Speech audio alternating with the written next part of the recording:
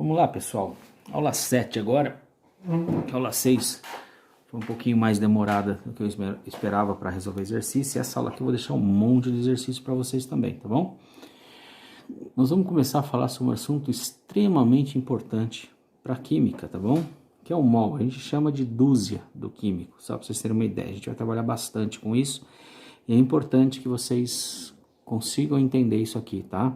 Se tiver dificuldade, pode perguntar a todo momento, tá bem? Então, ó, iremos a partir de agora dar um importante passo para a nossa formação como químicos. Vamos aprender a trabalhar com a unidade do químico, que é o mol, tá bem? O mol, lembrando, é a unidade de quantidade de substância do sistema internacional, tá bem? Primeiramente, vamos ver sua definição, tá? E qual que é a definição? Essa aqui é uma possível definição, tá? Ó. Um mol é a quantidade de átomos de carbono 12 existente em 12 gramas de uma amostra de carbono 12. Vamos tentar entender um pouquinho melhor o que está escrito aqui, ó. Imagina que isso aqui seja uma placa de Petri, tá? Que é uma vidraria comum de laboratórios de biologia, laboratórios de química, né? Uma plaquinha de Petri. E aqui dentro eu tenho 12 gramas de carbono na forma de grafite. Mas de alguma forma muito especial eu conseguiria separar todos os isótopos do carbono. O carbono tem isótopos 12, 13 e 14, tá? A quantidade de 13 e de 14 é muito pequenininha, mas vamos imaginar que eu só tivesse aqui o isótopo 12 do carbono, só carbono 12, carbono grafite 12, tá? E eu tivesse aqui exatamente 12 gramas desse carbono 12, tá bom? Lembra que isso aqui é a massa do isótopo do carbono. Então, o carbono tem 13, 14 e 15. Eu só tenho nessa minha amostra carbono 12. Se eu tiver 12 gramas de carbono 12, tá? Se fosse possível a gente fazer um zoom aqui gigantesco, tá certo? Ou seja, conseguisse ver os átomos de carbono que compõem essa amostra de carbono grafite aqui, ó. Todos os átomos de carbono, né? Esses aqui são átomos de carbono, no caso, carbono 12, do isótopo 12. E, pior ainda, eu pudesse ou conseguisse contá-los, tá? O que aconteceria, né? Eu primeiro ia passar minha vida inteira contando, tá? E não ia chegar a alguma conclusão. Já deu para ver aqui que tá faltando coisa para complementação. Então, olha só. Se eu fosse contar quantos átomos de carbono tem aqui, ó, eu ia chegar num número que é esse aqui, ó, 6,02 vezes 10 a 23 átomos. Esse aqui é o chamado número de Avogadro, tá bom? É chamado de número de Avogadro. Tá ok? É um 6 seguidos de 23 zeros. São 600 sextilhões, tá certo? Aqui faltou os 2 zeros dos 600, ó. É esse número aqui, ó. É um 6 seguido de 23 zeros, 600 sextilhões, tá bom? A pergunta é, se eu pudesse contar os átomos de carbono 12 que tem aqui, eu teria esse número. É impossível contar um número tão grande, tá, gente? Você vai passar a sua vida inteira tentando contar e não vai chegar até o final. A questão é, por que a gente trabalha com um número tão gigantesco assim, ou tão grande assim, tá? Porque, de forma geral, nós vamos usar esse número aqui para contar coisas extremamente pequenas, tá ok? Como átomos, moléculas, íons. Então, contando coisas extremamente pequenas, uma quantidade muito gigantesca de coisas muito pequenas, vai ser uma coisa que vai ser possível a gente medir ou mensurar dentro de um laboratório, tá ok? Antes de mais nada, precisamos registrar que o mol é um número vulgarmente chamado de dúzia do químico. Já tinha dito isso, né? Um mol de qualquer coisa corresponde a 6,0 vezes 10 a 23 dessa coisa. Observe alguns exemplos, ó. Um mol de grãos de arroz tem 6,0, tá? Já estou facilitando aqui o número, né? Tem 6 vezes 10 a 23 grãos de arroz, tá bom? Então, o mol, gente, é como uma dúzia. Uma dúzia de cerveja significa o quê? 12 cervejas. Uma dúzia de laranja, 12 laranjas. Uma dúzia de pedras, 12 pedras. Um mol vai ser 6 vezes 10 a 23. Eu posso pensar nessa coisa em coisas grandes. Pode não parecer, mas um grão de arroz é uma coisa absurdamente grande, tá? Em relação a esse número, né? Porque esse número vai ser utilizado para coisas muito menores, que é o átomo, né? A molécula, coisa desse tipo. Então, olha só. Só para vocês terem uma ideia, até hoje não deve ter sido ingerido por toda a humanidade 1 mol de grãos de arroz.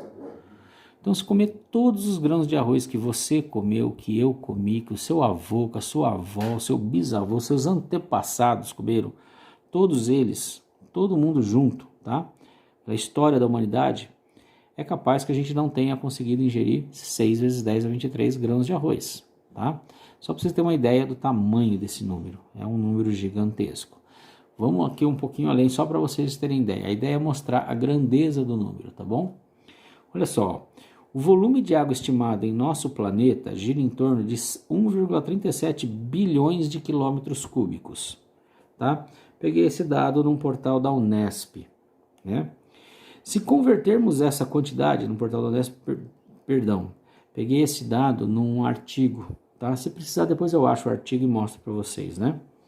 Ó, se convertermos essa quantidade em gotas de água, ou seja, pegasse toda a água do planeta e ver quantas gotas dá de água isso, né? Obteríamos algo próximo de 46 mols de gota em todo o planeta. Imagine que eu tivesse um conta-gotas gigantesco, tá? Eu contaria 46 mols, ou seja, 46 vezes 6 vezes 10 a 23 gotas de água para toda a água do planeta, tá bem? Então, qual que é a ideia aqui? É brincar com o número e vocês perceberem a grandeza dele, né? Ó, conseguiram perceber como é grande esse número? Também entenderam o motivo? O mol não servirá para medir grãos de arroz ou gotas de água. Nos servirá para medir átomos, moléculas e íons. O que são íons? São espécies atômicas com carga elétrica, positiva ou negativa, tá bom? A gente já vai ver isso aí mais para frente e meio grosseiramente logo, tá? Que são por demais pequenos, de tal forma que poderíamos medir com uma balança dentro de um laboratório, tá bem? Ó, como já visto, 1 mol de carbono 12, né, que é a definição, carbono 12, possui 12 gramas de átomos de carbono 12. Vocês vão ver como que é fácil brincar com isso aqui, tá? Agora vamos passar para outra substância. Por exemplo, ó, o gás oxigênio, O2, ok? O O2, pessoal, é a junção de dois átomos. A junção de dois átomos nós vamos chamar de molécula, tá bom?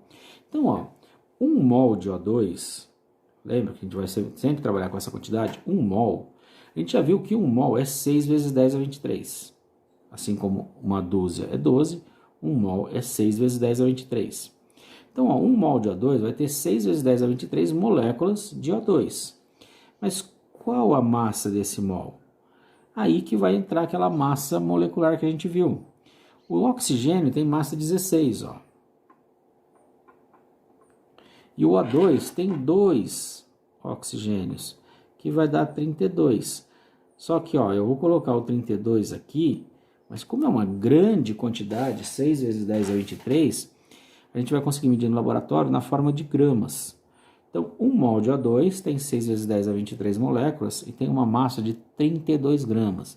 Eu chamo isso de linha do mol, tá bom? É importante que a gente consiga escrever a linha do mol para qualquer substância e não é difícil, tá bem? Lembrando que 1 mol tem 6 vezes 10 a 23 da substância e a substância vai ter uma certa massa que depende da fórmula da substância. Vamos ver outro exemplo aqui, ó, o ozônio. Tá bom? Vamos puxar aqui um pouquinho para cima. O ozônio. O ozônio é um gás também de fórmula O3. Também é uma molécula, que é a junção de átomos. Então, ó, 1 mol de ozônio tem 6 vezes 10 a 23 moléculas. 1 mol sempre vai ter 6 vezes 10 a 23. Pode ser moléculas, átomos ou íons, né? Mas qual é a massa? O ozônio tem uma massa diferente do O2, porque são substâncias diferentes. O oxigênio a gente viu que tem massa 16. O ozônio tem 3 átomos de oxigênio. 16 vezes 3 vai dar 48. Eu vou pegar o 48 e jogar aqui, ó, mas na forma de grama. Tá bom? E eu vou deixar uma série de exercícios aqui para vocês, ó. Que é para a próxima aula, ó. Água faça a linha do mol da água. Sal de cozinha, também, ó, junção de átomos, moléculas, ó. O ouro, dá uma procurada na tabela periódica. Tenta ver se você acha a massa do ouro, tá bom? Ó, o ouro é sozinho, ele não está junto com outros átomos, a gente vai chamar ele de átomo só. Então, vamos fazer aqui, ó, esse aqui, ó. Deixa eu pegar uma caneta de outra cor, pode ser essa aqui mesmo. Ó, 1 mol de ouro, tá certo? Vai ter 6 vezes 10 elevado a 23. Como o ouro é um átomo sozinho, né? A gente vai colocar átomo aqui. E ele tem uma certa massa em gramas. Qual que é a massa do ouro? É essa aqui, ó. Tenta encontrar na tabela periódica. Vou deixar de exercício para vocês, não vou dar pronto não. Tá bom? Na hora de responder, eu coloco. Aqui tem mais uma série, ó. O cobre sozinho é um átomo também, ó. Hidrogênio sozinho é um átomo. Encontra a massa desses caras na tabela periódica. Procure, vai na internet. Dá seus pulos aí, tá? A gente precisa que vocês consigam procurar isso aí, ó. Se aqui o hidrogênio está sozinho, a gente chama de átomo, ó, aqui o hidrogênio está junto com outro átomo, H2, tá? Então aqui já gera uma molécula. Perceba que a massa dessa molécula é o dobro dessa, tá bom? O cátion hidrogênio, ó, cátion é um íon ou cátion, né? Um íon positivo é chamado de cátion. Hidrogênio é a massa do hidrogênio, a gente vai chamar de íon. Então um mol vai ter 6 vezes 10 a 23 íons. Aqui outro cátion, ó, o cátion amônio, NH4+, o cátion hidrônio, H3O+. Vamos lá, não existe só íons positivos. O íon cloreto, né, é ânion, porque ele é negativo. Os íons negativos são chamados de ânions, cloreto. O ânion fosfato, aqui, ó, PO4 3-. Professor, esse menos, esse mais, esse 3- altera alguma coisa? Não. Lembra que isso aqui é falta ou ganho de elétrons. Tá bem? A gente vai ver isso mais para frente. E elétron não tem massa, tá bom? A gente já viu que ele não tem massa. Então, não esquenta para essas quantidades de cargas, tá? O que interessa é a massa do fósforo e as 4 oxigênios, por exemplo, no exemplo do fosfato, tá? E aqui agora um exemplo um pouquinho mais, um pouco diferente, né?